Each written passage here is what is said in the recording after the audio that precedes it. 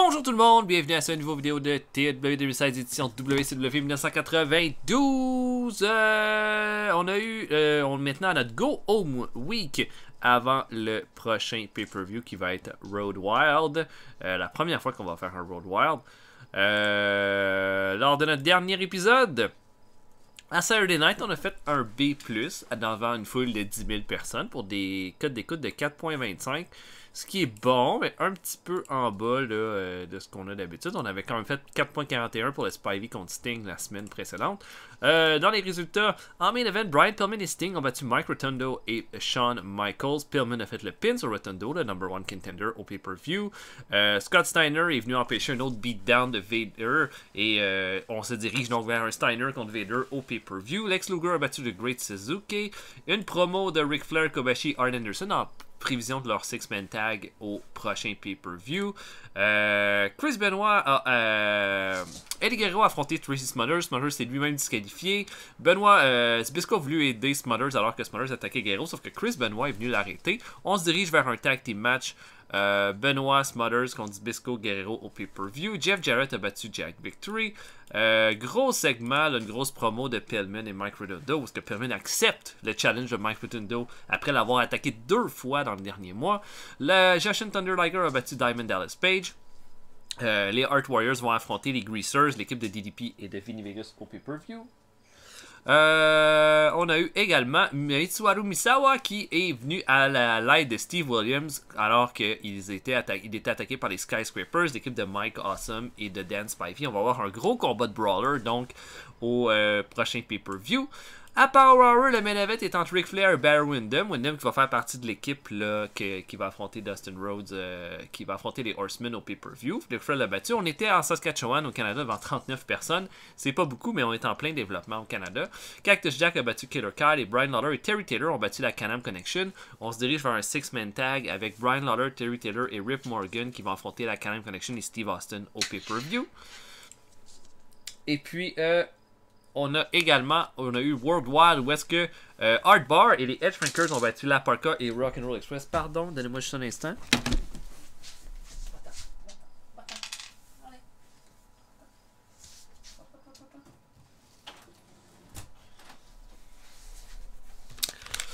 Désolé, j'avais de la misère avec mon chat. Mitsuharu Misawa a battu El Cubano et Joel Deaton a battu Shane Douglas. Les Wild Bunch qui vont affronter là, la moitié de Youth Gone Wild, Shane Douglas et Johnny Ace. Youth Gone Wild au prochain pay-per-view. On était à Puerto Rico pour ce show-là devant 936 personnes.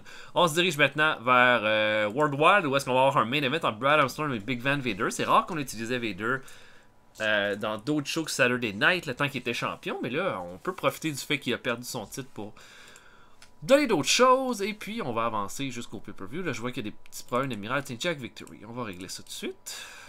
2 minutes. Il est content. Yay!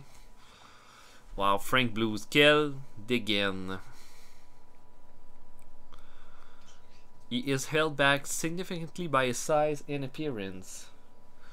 You don't say. Ok. 0.29 qu'on a eu pour World Wild la semaine passée. Jack Victory veut une augmentation de salaire de 1300$, 50%. Il est fâché là.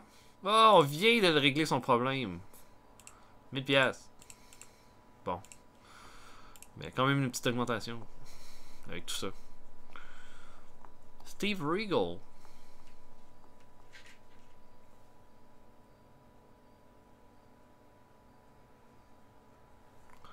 On peut regarder ce qui se passe à la HPW. Kawada a battu Mighty Inoue. Terry Funk se dirigerait vers une blessure. Pof, pof, pof. Bon. Qu'est-ce qui se passe en incident avec Jim Ross? Jim Ross a fait une station de pancake. Et il en a fait pour tout le monde. Yay! Hey, c'est vraiment gentil ça, Jim. Ok. Un petit middle, tiens. Mettons avec un gars comme Kobashi. Faudrait y faire un petit ami. Mettons Owen Hart. Non. Mais t'es du hier pour devenir amis, ces deux-là. Ok. Donc, je vais booker le pay-per-view. Worldwide, le pay-per-view. Le show Worldwide. Pas de pay-per-view pour ce show-là. Et puis, on se voit après tout le monde. À tantôt. Ok, on commence ça en pre-show, alors que Ultimo Dragon affronte Mabel, et là c'est comme vraiment le combat d'un monstre contre un petit lutteur, sauf que Ultimo Dragon va trouver une façon d'enfermer Mabel dans un Dragon Sleeper, alors que Mabel se lève sur une épaule, il va complètement l'étouffer, et va le faire abandonner à 8 minutes 21. Ultimo Dragon est encore blessé, mais il en reste plus pour longtemps. Donc, une belle performance de D- pour Mabel. Ça s'améliore cette affaire-là. Il y a un D. Killer Kyle affronte Scott Taylor. Kyle va faire son Spinebuster à 7 minutes 35 pour une victoire facile. Faut le mettre un petit peu d'overness à Killer Kyle, qui est un de nos rares lutteurs qui n'a pas beaucoup de momentum dans le roster. Ensuite, Fit Finlay affronte Glenn Gilberty. Et Finlay va faire son Tombstone Power Driver à 9 minutes 8 sur Gilberty pour la victoire. Finlay va avoir un spot au pay-per-view. On sait qu'il a déjà été mêlé dans la rivalité avec les Horsemen, avec Windham et Dustin Rhodes. Mais c'est peut-être pas avec les combats qu'on va lui permettre d'augmenter son overness, peut-être plus avec des segments. Donc on va l'ajouter de cette façon-là. Et dernier combat de pre-show, le Hellman affronte Thunder. Et après un super kick dans un squash match, Hellman va l'emporter. Hellman, on n'a pas vraiment rien pour lui, mais c'est un élément du roster. Il a amélioré son performance skill avec cette performance-là. On ouvre ça avec les Skyscrapers qui arrivent extrêmement intimidants et qui vont affronter Steve Armstrong et Max Payne. Équipe improvisée pour le combat. Spivey va faire son Spivey Spike à 10 minutes 50 pour la victoire dans un bon combat. Et les annonceurs là, vont parler de comment est-ce que les Skyscrapers pensent qu'ils vont pouvoir penser une équipe comme Steve Williams et Mitsuharu Misawa. Et puis patati patata. Ils vont mettre en avant le combat, mais on sort surtout de ce combat-là pour continuer de mettre les Skyscrapers en avant en tant qu'équipe. Performance de B pour Spivey, qui est une de nos belles surprises dans les derniers mois. C'est Spivey, que j'avais rien pour lui vraiment. Puis finalement, il a été vraiment excellent. Donc voilà, bon match pour commencer. Ensuite, Steve Austin est avec la KM Connection pour parler du combat qui s'en vient. Austin dit que Terry Taylor et Brian Lawler pensent que depuis qu'ils ont eu une chance pour les titres par équipe et qu'ils pensent qu'ils ont gagné ces titres par équipe-là, alors que c'est complètement faux, qu'ils sont rendus le de shit. Sauf que qu'est-ce qui s'est passé avec la KM Connection? Ça pourra pas se repasser. On peut pas tricher comme ça puis s'attendre à ce que des gars forts, solides comme Lafont puis Furnace vont pas réagir à ça. Puis s'ils veulent s'engager Rip Morgan là, pour faire leur sale boulot, Austin va l'attendre à Road Wild et puis on va régler ça de la bonne façon. Un c'est plus, ça augmente le I de la rivalité. J'avais fait un storyline avec cette petite rivalité-là. On va voir ce que ça va donner. Bobby Eaton affronte Tim Horner. Là, je vois qu'un combat super old school. J'avais goût de prendre ces deux-là qui font pas des mauvaises performances. Bobby Eaton va l'emporter à 13 minutes 26 dans un combat sans histoire avec un Alabama Jam. Bobby Eaton améliore son Rumble skill avec ça. Et puis c'est ça, c'était pour donner une victoire à Eaton, qui est un lutteur que j'aime beaucoup. Donc un bon B- pour ce combat-là. Une promo de Sting. Et là, Sting qui va vraiment venir donner de la vie là, au show avec une excellente promo de A+, en disant qu'il s'est passé à Saturday Night, qu'est-ce qui devait se passer. Shawn Michaels puis Mike Rotundo sont arrivés hyper arrogants. Ils pensent qu'ils sont maintenant là, rendus l'échelon supérieur. La réalité, c'est que l'échelon supérieur, ça ne laissera jamais faire. Et puis que Shawn Michaels pense qu'il mérite mieux que n'importe qui. Sauf qu'en le faisant perdre contre Spivey comme il a fait, il s'est ouvert à quelque chose. Il s'est ouvert à un Sting le plus déterminé qu'on n'aura jamais vu à la WCW. Pourquoi? Parce que ce gars-là ne mérite pas l'attention qu'on lui donne. Parce qu'il n'amène que du négatif à la WCW. Et puis ça va se régler dans un combat qui sera mémorable à Road Wild. A+, évidemment, excellent. Et le main event, Braun Armstrong affronte Big Van Vader dans un bon match de 15 minutes 55. Armstrong va faire vraiment de son mieux, va même réussir à sortir son épingle du jeu quelquefois. Vader va vraiment en être complètement furieux, sauf que finalement le Vader Bomb ne faisait que tarder et Vader va l'emporter. Et puis après le combat, Vader va faire un autre Powerbomb, cette fois en bas du ring, et on va terminer le show là-dessus. Aucune trace de Scott Steiner pour arrêter le tout. Larry Cameron. J'ai jamais vu un combat de lui. Ok. Regardez ça. Bon, l'opinion de Vader. Il aime ce qu'il entend de Mike Awesome. Il pense qu'on devrait lui donner du promo time. Ah, ben. Regardez ça. C'est sûr que c'est bon. Ah, Tiny Lister. Zeus qui s'en va faire un film. Tant mieux. Tu devrais même continuer d'en faire puis ne plus lutter. Mr. T se joint à la AWA. Eh ben. Wow. J'aurais peut-être y aller vers un combat par équipe, moi, pour un show au Canada.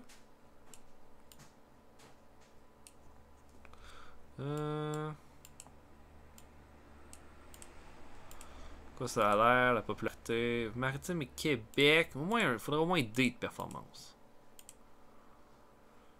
Si mettons j'irais avec Anderson. Eric Flair encore. Contre Dustin Rhodes.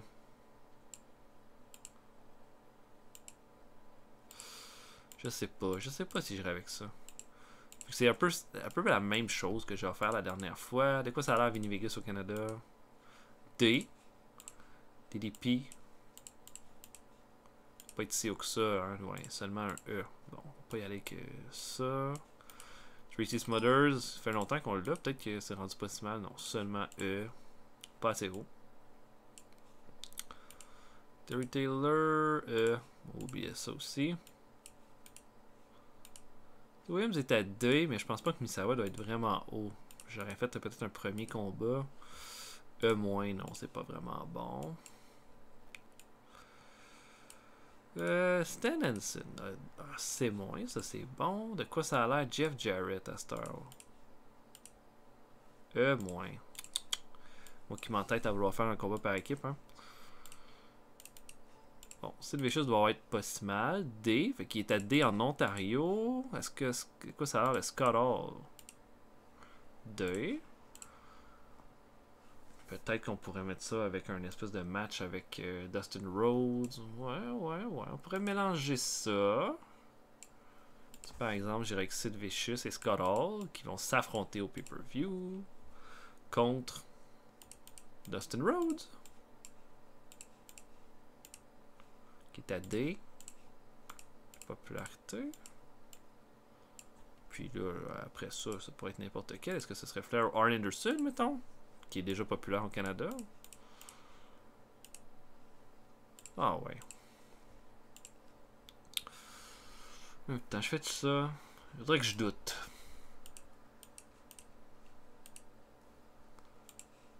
Quoi ça a l'air Johnny Ace? Sa popularité. Sa popularité de Johnny Ace est bonne. D-. Au moins D. Au moins D. Ah, je suis tellement en train de douter là, de mes trucs. Samu, Fatou. Ils ont des bonnes popularités. Eux autres, je pense qu'au Québec, ils sont top. Sauf qu'on les ferait lutter contre qui? Faut que ce soit une équipe qui est comme en avant-plan.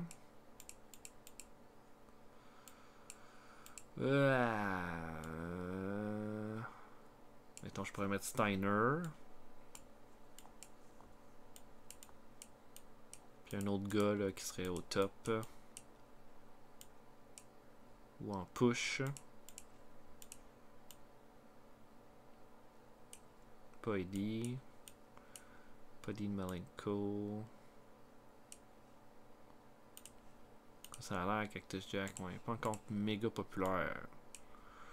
Pillman, je le ferai pas lutter là. Armstrong est déjà dans. Bret Hart est déjà dans d'autres choses. C'est toujours difficile hein, de se faire un bon main event. En tout cas, j'aurais pu faire plein d'affaires depuis le départ. Là. Je veux dire que c'est pas mal de ma faute là, en fait. Là. On pourrait mettre Sting. Ah ouais, on a déjà. Ouais. Scott Steiner et Sting, c'est déjà un peu une espèce de semi-équipe. Là. Qu'on va les mettre contre Fatou et Samu. Ça va être un bon match. Je pense que le monde va bien aimer ça. Ouais, puis on va faire ça au Québec.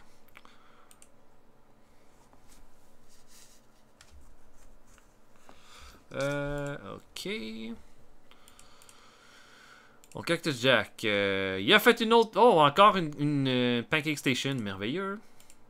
Sting a fait des imitations de ses collègues. Et Onita a terminé au Wrestler's Court. A pas payé une partie de sa table au bar. Il a été mis coupable et doit acheter le drink à tout le monde après le show. Onita améliore son attitude. Excellent. Merci beaucoup. On va y aller peut-être un medal un peu plus au hasard. Mettons Buddy Landell. On va y trouver un ami. Buddy. Tiger Hattori. Non. Bon. Ok, fait que main event, Scott Steiner et Sting contre les Edge Shrinkers et on se voit après. À tantôt tout le monde. Ok, on débute ça en pre-show alors que Atsushi Onita affronte Lance Storm. On est devant 68 personnes au Québec alors que Onita va l'emporter sur Storm à 8 minutes 29, des deux performances de D+. Ensuite, Two Cold Scorpio affronte Billy Kidman, combat de Cruiserweight. On met Scorpio, on continue de le mettre en avant-plan. Il gagne avec un Scorpio Splash à 5 minutes 50. Dans un combat de D-. Performance de D- pour Kidman, qui est quand même pas si mal. Bruiser Bedlam, un lutteur local, affronte le Great Suzuki. Suzuki va l'emporter avec un Enziguri à 6 minutes 44 dans un combat bien ordinaire. Et le dernier combat entre Shawn Michaels et Rey Mysterio. Et là, imaginez, on peut pas demander un meilleur pre-show que ça. Shawn Michaels va l'emporter avec son Sweet Shine Music à 10 minutes 14. Mysterio améliore son performance skill. D- de performance pour Mysterio qui a aucune popularité au Canada. C'est quand même bon. On ouvre ça. Alors Cardinal Schwarzenegger dit que depuis 2 mois maintenant, là, la rivalité entre Cactus Jack et Rick Rude fait rage. Et puis que les deux lutteurs ont vraiment tout donné. Sauf qu'il faut que ça se termine à un moment donné. Rick Rude va arriver pour dire qu'est-ce que tu veux. Est-ce que tu es en train de me dire là, que tu veux me dire un peu quoi faire là, pour le pay-per-view, Arnold? Tu sais que je donne tout pour la WCW. Vous me contournez, vous m'empêchez d'avoir des chances au titre mondial depuis des mois maintenant. Et là, je suis pogné avec un vieux connard dégueulasse, là, avec Cactus Jack. Puis je sais pas quoi faire avec. Ben, pas besoin, là. Fais juste me donner un combat normal, puis je vais en terminer. On a dit non, t'as rendu ça personnel toi-même, Rude. Donc, on va régler ça dans une cage. À Road Wild, et là Rick Rude n'est pas d'accord, il dit je veux pas être enfermé dans une cage avec ce mec dégueulasse là, il est dangereux. Il dit t'aurais dû y penser avant de faire tes actes. Il se retourne et bang, coup de poubelle. Cactus Jack arrive, la foule est en délai. Cactus Jack il donne un bon coup de poubelle dans la gueule de Rick Rude pour terminer le segment.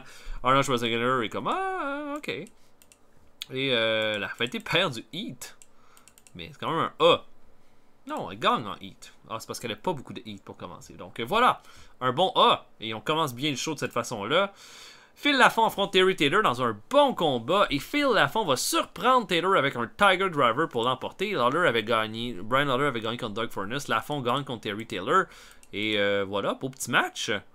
Performance de C pour Lafont qui, je pense, a une certaine popularité au Canada.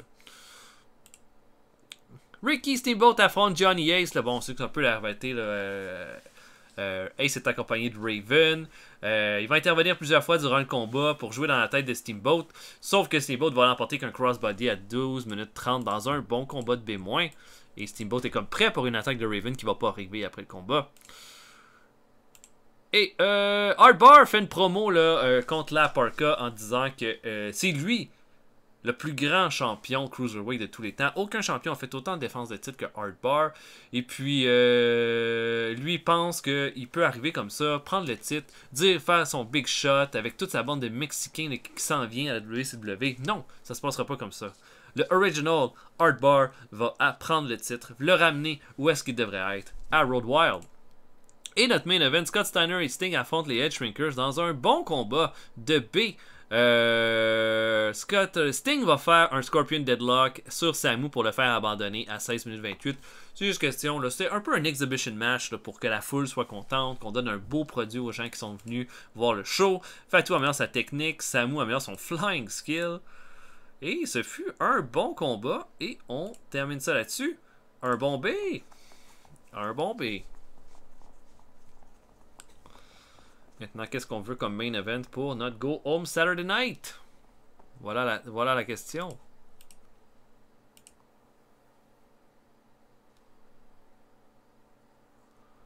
Oh, on a eu notre période de cooldown qui se termine. Bon, c'est bon. Oh, Shawn Michaels dit que Scorpio est dangereux dans le ring. Ok, il faudrait le renvoyer. Oh, Ultimo Dragon est plus blessé. Yay! Puis là, notre cooldown period. Bon, quand même, c'est une bonne nouvelle, ça. Oh là, ça va pas bien à la HPW. Il faut dire qu'on leur a volé Kobashi et Misawa. Ils vont se débarrasser de plusieurs lutteurs. Même chose à la Wing, même chose à la SSW. Ok. On va Regardez ça. Pourtant, la HPW continue de faire des bons shows, un bon B. Bon, il reste juste Kawada, là, big name par contre, parce qu'on a vraiment pris les autres. Je veux dire, Jumbo Tsuruta, il est en fin de carrière.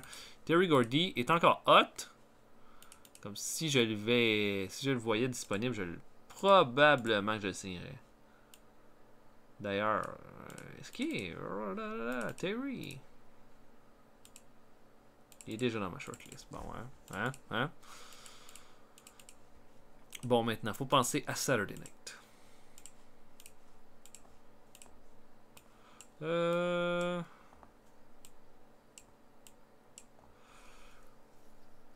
Non, je pourrais pas faire Williams contre Spivey. J'ai déjà fait lutter.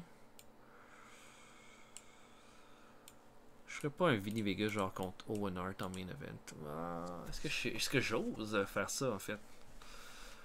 Pourrait, tu sais, c'est pas mauvais comme idée, étant donné qu'on leur donnerait quand même un peu d'exposure. J'ai donné quelques main events de Saturday Night à Owen Hart, mais c'était toujours en équipe. On essaye ça. Au lieu de terminer sur de la lutte, on terminera avec un segment par contre. Juste question de... Ok. Donc on promet ça en main event. Owen Hart contre Vinny Vegas en main event. Pourquoi pas? Ça va être le premier main event en simple pour les deux lutteurs. Aussi, puis je pense qu'ils sont rendus là. Ce sera pas un gros main event, mais on va leur donner ça. Scott Norton étant son deal avec le Japon. Superstars a fait un B+. Hogan a battu le Earthquake. Undertaker a battu Brian Costello. Ils servent de... Puis B- pour le show de la HPW. On se dit Chris Adams. Quand même. Kawada, Gordy a battu Atlantis. Buddy Lee Parker, ils ont signé. Ah ouais, ils ont mis un contrat signé, Buddy Lee Parker. Ok, le State Patrol est complet avec Earl Wright. Ben, coudonc. Ok.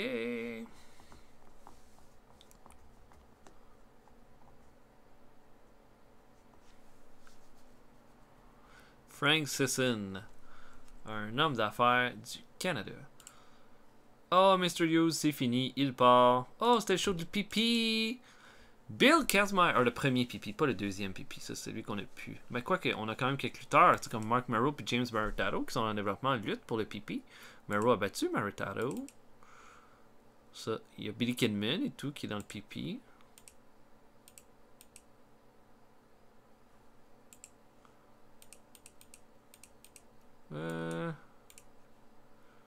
Wow! Sting a son contrat qui se termine. T'en vas le part, toi. Combien qu'on le paye en ce moment? J'ai vu 32 000 qui seraient intéressés d'avoir. Ok, on le paye 53 000 en ce moment. Puis on pourrait lui offrir 32 000. What the fuck? On va sauver 20 000 piastres par année. Oh my god, oui. Ok. Why not? Hey, c'est pas mal moins que ce qu'on le paye en ce moment. Mais c'est peut-être pas ça qu'il vaut aussi, tu sais. Combien qu'on paye Kawada, genre? Misawa? 139 000. Jesus. Ok. Mais je pense qu'on gère bien nos lutteurs. C'est pour ça qu'ils veulent rester avec nous. Ok. Un medal. On va y aller le stratégique, ce medal-là. Mettons Mike Rotundo. On va y faire les amis. On croit en Rotundo, fait qu'on va essayer de trouver quelque chose. Quelqu'un comme Jeff Jarrett. Non! Merde. Ok, do. Bon, main event, Anto Owen Hart et Vinny Vegas. On va mettre ça à 16 minutes. Et on va se voir tantôt. Excusez-moi, j'étais complètement dans le vide. Et on va voir ça tantôt. Donc, à plus tard tout le monde. Ok, on commence ça en pre-show alors que Eric Watts s'en prend à Jack Victory. Victory va n'apporter qu'un Victory Plex dans un combat vraiment sans histoire. D+, pour Jack Victory. Ça a toujours été dans le D ce qu'il a donné. Juste question de donner un peu de momentum contre Eric Watts qui est un lutteur local et le fils de Bill Watts, notre booker. Raven affronte Mark Merrow dans un bon match, même si ça clique pas entre Raven et Mark Merrow. Raven va l'emporter qu'un DDT à 7 minutes 38 et on va le revoir plus tard dans la soirée. Mitsuharu Misawa et Steve Williams s'en prennent à Black Bart et Glenn Jacob. On sait que Misawa et Williams vont affronter les Skyscrapers au pay-per-view. Je voulais voir un peu ce que ça donnait en équipe. Ça fait quand même... Bon, ça me dit pas qu'ils ont une grande chimie ensemble, mais ça me dit pas qu'ils en ont pas. Williams va l'emporter en faisant un Oklahoma Stampede à Glenn Jacobs, qui est notre futur Kane, qui vient de notre développement. Black Bart, qui est un brawler, un temps local. Et voilà, c'est plus. C'est un beau résultat. Williams a vraiment son performance skill. Les beaux bonus avec Misawa et Williams chaque fois qu'il lutte.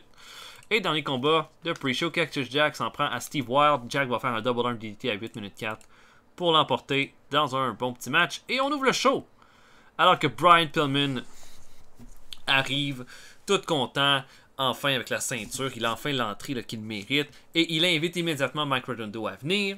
Rotundo arrive là, lentement avec ses lunettes de soleil. Hyper arrogant, a l'air fâché, tu sais. Et Pillman lui dit bravo, tu sais, la semaine passée, on a fait un super bon combat par équipe ensemble. T'as tout donné, puis je veux dire que j'ai vraiment hâte de t'affronter au pay-per-view. Malgré tout ce que t'as fait pour arriver à ça, malgré que tu m'aies attaqué comme ça, comme un sauvage, je te respecte en tant que lutteur. Et Redondo va y arracher le micro pour lui dire ben t'as tombé parce que moi je te respecte pas en tant que lutteur. En fait, j'ai compris une affaire, c'est que si je voulais me rendre où est-ce que je voulais aller à WCW, c'est pas le respect qui allait m'amener où ce que je voulais. C'est de prendre les choses au moment où ils sont devant moi. Puis si je les ai pas devant moi, de m'arranger pour les avoir. Tu t'es laissé attaquer 2 fois par mois parce que t'es pas prêt. Parce que t'es pas assez à l'affût. Parce que tu mérites pas d'être un champion du monde. Parce qu'un champion du monde peut pas se faire humilier comme j'ai fait. Et puis il dit, ben moi, à ce que je sache, la semaine passée, il y en a un seul qui a fini à 1, 2, 3 les épaules, puis c'était toi, Mike. Et immédiatement, Redondo va lui faire un low blow, un coup de pied dans les couilles, et va l'enfermer dans un STF ensuite, jusqu'à temps que les agents empêchent Redondo de continuer d'attaquer comme ça Pillman. Gros segment pour commencer le show, un A+. Ben, c'est rendu une habitude avec Pillman, il est rendu vraiment un de nos top guys, mais Redondo va vraiment bien en profiter. Et un bon A+, notre rivalité gagne en Heat, donc c'est excellent. Larry Zbyszko affronte Chris Benoit. Bon match entre 2 lutteurs bien techniques. Sauf que Chris Benoit va surprendre Zbyszko avec son diving headbutt à 14 minutes 40 pour peut-être la plus grosse victoire de sa carrière en solo. Donc une grosse victoire pour Chris Benoit. On s'apprend cette rivalité-là pour le cimenter. En fait, Benoit, vu qu'il va faire un weight change, va être plus hot. Donc voilà, grosse victoire contre Zbyszko. Zbyszko qui n'a jamais refusé de perdre contre personne jusqu'à date. Donc c'est vraiment très très bien ça. Ensuite de ça, gros combat par équipe. Bret Hart et Jeff Jarrett s'en prennent à Lord Steven Regal et Lex Luger. Bon combat. Luger et Regal ont donné les 2 meilleures performances avec des B. Et Luger va faire le pin sur Jarrett avec un roll-up en mettant les pieds dans les cordes. Et là, Luger va être vraiment fier de lui. Alors que Regal et Hart, c'est toujours à régler comme rivalité. Bon match qui, à mon avis, le cimente bien de toutes les petites rivalités. Dernière confrontation entre Hart et Regal. Jarrett contre Luger qui vont être dans le Triple Threat. Jarrett améliore sa technique. Bret Hart son performance skill. Ensuite, on a une promo de Misawa et Steve Williams. Misawa qui parle bien anglais selon le jeu, donc on s'en sert bien. Misawa et Williams disent que les Skyscrapers... En fait, Williams dit que Dan Spivey est allé ailleurs parce qu'il pensait que l'équipe des Pain Doctors, ça allait nulle part. Ben, toute son petite aventure de Skyscraper, ça le mène à une chose. La raclée de sa vie à Road Wild parce qu'il est allé chercher le meilleur brawler. Le gars le plus solide, le plus gros badass qu'il a pu trouver. Puis ensemble... Ils vont mettre les tours à terre. Donc un B et la rivalité gagne en E, donc c'est excellent. Et Kobashi et Ric Flair affrontent l'équipe de Norman Lunatic et George Hines. C'est juste une question de donner un peu de spot à Kobashi là, pour continuer de le mettre over. Et bon, j'aurais pu le mettre contre Dustin Rhodes puis de Barry Windham, mais je pense que ça aurait pas été facile de donner le pin à Kobashi. Donc là, dans ce cas-là, Kobashi là, va vraiment bien paraître en équipe avec Ric Flair en vue du combat à Road Wild. Il va faire un Orange Crush sur George Hines pour la victoire. Une différence de C pour Kobashi, ce qui est quand même très bon aussi.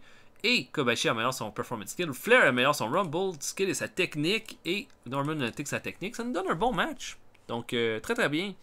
Et je pense que ça va être la façon de continuer à monter Kobashi. On a Raven qui arrive avec Youth Gone Wild, il s'en prend là, maintenant à Steamboat. Il dit ouais, bravo, t'as battu Johnny Ace à Power Hour. Sauf que, est-ce que t'as jamais été capable de me battre moi? Parce que, à ce que je sache, c'est moi qui t'ai fait le pin sur moi au dernier pay-per-view. Pourquoi? Parce que t'es rien. T'es rien, Steamboat. Ça fait 2 mois que t'essayes de nous mettre à terre. Tu seras pas capable. Et Steamboat arrive dans le ring, sauf que Johnny Ace et Shane Douglas se mettent pour protéger Raven. Steamboat a dit, tu penses que ces deux-là vont m'empêcher de te mettre la main au collet? Raven a dit, ben tu peux bien t'essayer. Et Steamboat immédiatement commence une série de chops, là, comme on le connaît, super intense. Raven commence à avoir un peu la crainte de sa vie, fonce sur Steamboat alors que... sauf que Steamboat va se tasser, va envoyer Raven en bas du ring. Steamboat va monter sur la 3e corde. Il va faire un diving crossbody sur toutes les 3 Youth Gone Wild. Il va prendre le micro et il va lui dire, ça c'est l'intensité, ça c'est qu'est-ce que tu... Ça c'est qu'est-ce qui t'attend à Road Wild ce dimanche. Good luck. Et on termine ça là-dessus. Ça gagne en heat et un B+. Donc là, toutes nos rivalités vont bien jusqu'à là. Steve Austin affronte Rip Morgan. Bon petit match de C+. Austin a pas mal la victoire en main, sauf que Morgan va aller en bas du ring, va aller chercher une chaise et va frapper Steve Austin au visage. Austin va être busted open et Rip Morgan va s'en aller. Sa job est faite. Hein? On l'a payé pour faire mal à Austin avant le pay-per-view. Donc il le fait dans un bon combat. La rivalité continue entre les deux. En fait, c'est une rivalité pour un 6-man tag. Stenson fait une promo ensuite. En disant, il se fait poser la question, qu'est-ce que tu penses? Qu'est-ce que tu aurais pu préférer affronter entre Jeff Jarrett puis Lex Luger? Anderson a dit, Jarrett, ça fait longtemps qu'on se parle, qu'on voulait avoir un combat ensemble pour être des États-Unis. J'aurais vraiment voulu donner une chance au kid parce qu'il est vraiment bon. Sauf que Lex Luger est dans mon chemin. Ça va faire, tu sais. Il se prend pour un autre, il est dégueulasse, il est exactement tout ce que je déteste le plus. Ben, je vais donner une chance à Jarrett parce que je l'aime bien. Puis ça va me donner une occasion de faire taire Luger en même temps au pay-per-view. Un peu moins. Et notre main event, Owen Hart affronte Vinny Vegas. Bon match de 15 minutes 32. Un B, c'est vraiment bien. Et puis, Vinny Vegas va l'emporter clean sur Owen Hart avec un powerbomb. Va le surprendre avec le powerbomb en 15 minutes 32 pour aller chercher une victoire. Donc, Liger a battu DDP. Vegas a battu Owen Hart. Performance de C+, pour Owen Hart. C seulement pour Vegas, qui en plus avait pas l'air d'avoir le cardio là, pour ce combat-là. Donc, il est peut-être pas rendu main event encore, vraiment, notre ami Vinny Vegas. Mais ça donne pas un mauvais match. Et puis, Vinny Vegas améliore sa technique. Et là, après le combat, on a Scott Hall qui va se pointer au ring. Pour dire que... il se demande où est Sid Vicious. T'sais. Il cherche, puis il dit, ben, je pense que j'ai compris quelque chose, tu sais. Sid, il veut être nulle part. Depuis qu'il a quitté les Horsemen, il va nulle part. Puis, le bad guy a décidé, lors du dernier pay-per-view, qu'il allait faire son point sur Sid Vicious. Puis, il l'a traversé à travers une table depuis ce temps-là. On dirait qu'on le voit moins. On dirait qu'il veut plus rien savoir. De rien. Et là, Sid Vicious va arriver de la foule. Et là, Scholar va dire quoi? Qu'est-ce qu'il y a derrière moi? Hein? C'est ça. Et puis, immédiatement, là, Vicious va donner un big boot sur Scholar qui va se retourner. Va amener Scholar en bas du ring. Il va lui faire le powerbomb à travers la table des commentateurs. Un retour sur ce qui s'est passé au dernier pay-per-view. On va terminer le show comme ça. Donc, un bon B+, qui augmente notre popularité dans 15 régions. On n'a pas vraiment eu des gros segments, sauf celui de Pillman et Rotundo. Mais nos combats, on a eu beaucoup de B+, nos rivalités ont toutes bien avancé. Donc, c'est ça qu'on veut. C'est ça qu'on veut. Et au prochain show, ben, ce sera le pay-per-view.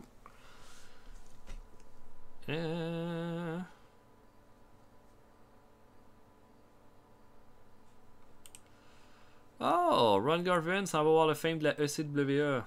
Good for him.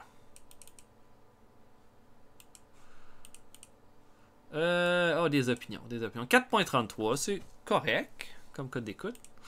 Pillman dit que Chris Benoit ne connecte pas avec les fans. Bisco dit que Chris Benoit ne connecte pas avec les fans. Hey, les boys, c'est pas cool. Raven veut une augmentation, on va lui donner. Quand même, 13 000 personnes. C'est pas vilain. En plein Mid-South. Code d'écoute 4.33. C'est plus que le 4, mais c'est moins que le 4.41. Mais on a fait plus. C'est bon. Puis on a donné un spot à Vinny Vegas puis Owen Hart en main event, ce que je trouve vraiment bien. Puis non, c'est ça. Excellent. Donc voilà. Ben, prochaine chose, ça va être notre pay-per-view qui va être Road Wild. J'espère que ça va être bien. On a quand même là, des affaires pas mal intéressantes. Là. Donc j'ai confiance. Donc voilà, laissez des commentaires, likez la vidéo si vous avez apprécié. Pour le reste, on va se voir pour un prochain épisode bientôt. Salut tout le monde, à la prochaine.